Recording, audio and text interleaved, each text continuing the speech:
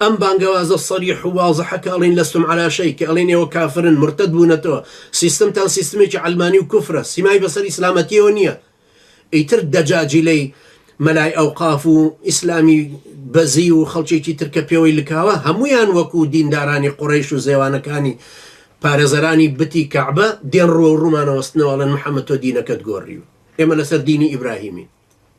يعني سيدنا إبراهيم سلام إخوالي بحنيفا مسلما وما كان من المشرك أو كسانش كبدين داريتي بحساب إخوان بدين داريتي دفاع لو سيستم أكنوا أبي بوانش بلينو لستم على شيء حتى تقيموا القرآن أم بانقوازة وقتك بمشي وطرحكين أمتك قورابية جاهلتين ما مودين جاهلة دعايك زورك هادش بقسا كان من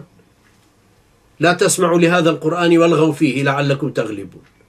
ئەم شەوشەرەیە دروست دەکەن ئەم غەڵبە و قسەکردن و شوبهات دروستکردنە بۆەوەی لە دینەکە ساردمانکردن بۆی دینەکە لە بەرچاوی خەڵک لێڵ بێ خەڵکەکەش وێڵ بێ ئومەتەکەش کە لەسەری دروست دەبێتەوە لە بابە هەر سوڵتە و دەسەڵاتیانەوێ مانەوێ خۆیان استیغلالی دینەکە ئەکەن و بەم شێوە قسانێک کە ئەوترێ بەڵام کەسێک کە لێمان نزیکە بێت و ئەزانێ ئەم ئومەتە پاکە لەسەر ئەم دینەیەکی گرتووە بەس